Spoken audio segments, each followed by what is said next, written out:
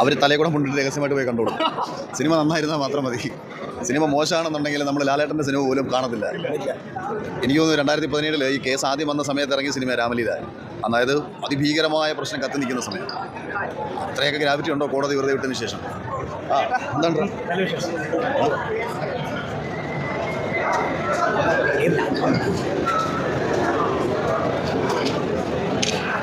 കേരള ടൂണേ വിളിച്ചു എന്താ സംസാരിച്ചു?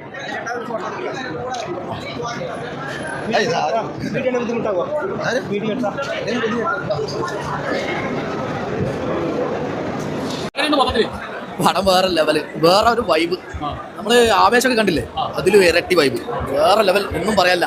അടിപൊളി ഇന്റർവെൽ പഞ്ച് ഉണ്ട്. അത് കഴിഞ്ഞാൽ ബാക്കി നമുക്ക് പറയാം. അത് ഫുൾ ഓളാണ് പടം. നമുക്ക് ഒരു നിമിഷം പോലും ലാഗില്ലാതെ വളരെ അടിച്ചു പൊളിച്ച് കാണുന്ന ഒരു പടമല്ലേ. ഞാൻ പറഞ്ഞില്ല, ആവേശത്തിനെക്കാട്ടി ഇരട്ടി ആവേശം. ആ പാട്ടിനൊത്ത പടമാണ്. ഇന്റർവെലിന് ശേഷം കാണാൻ ബാക്കി. ഈ വർഷം തൂക്കിന്ന് എനിക്ക് തോന്നുന്നു. ഈ ജനുവരി ഈ 2025 മൊത്തം തൂക്കിന്നാ തോന്നുന്നു. ആ ലെവലാണ് ഈ പടത്തോ. ഈ ഒരു ഷോ കഴിഞ്ഞോടെ ഇതിന്റെ റിപ്പോർട്ട് വേറെ ലെവലായി. ഇതുവരെ ഒരു തരി ലാഗുപോലും ഇല്ല പറഞ്ഞത്.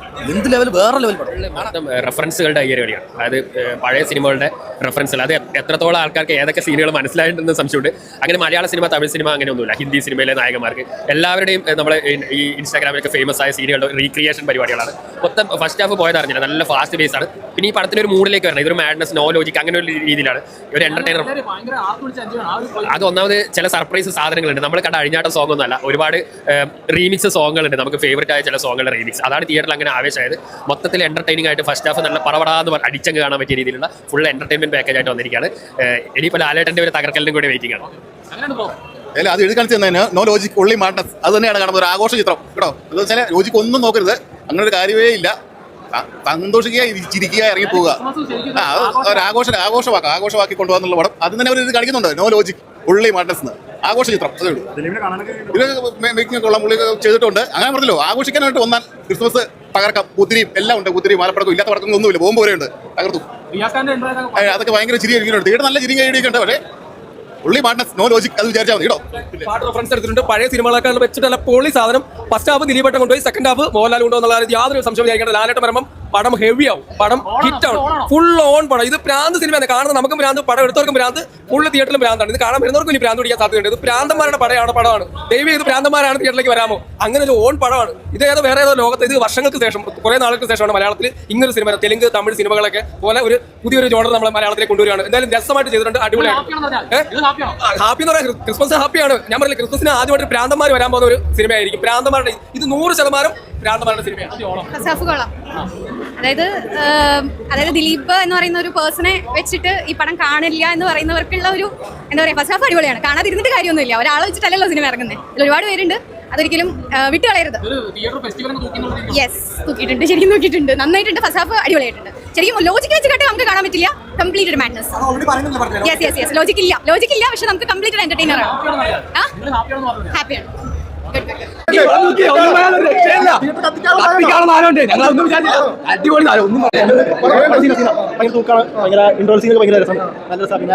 ദിലീപിന്റെ കൺബാക്ക് തന്നെയാണ്.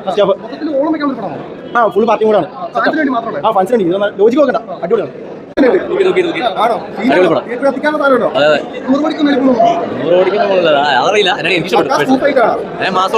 ലോജിക്കൊന്നും നോക്കില്ല. അടിപൊളിയാണ്.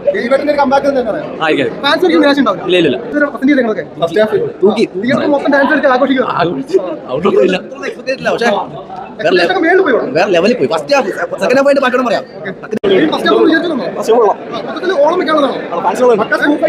മൊത്തം ഫാൻസിന് ആവശ്യമുള്ള ദിലീപിന്റെ കമ്പാക്ക് തന്നെ.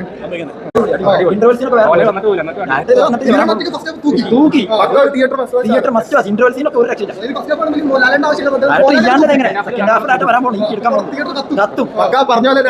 തൊണ്ടൊക്കെ പോയി. അമ്മാതി സാധനം വൈബ്. അടിപൊളിയാണ്.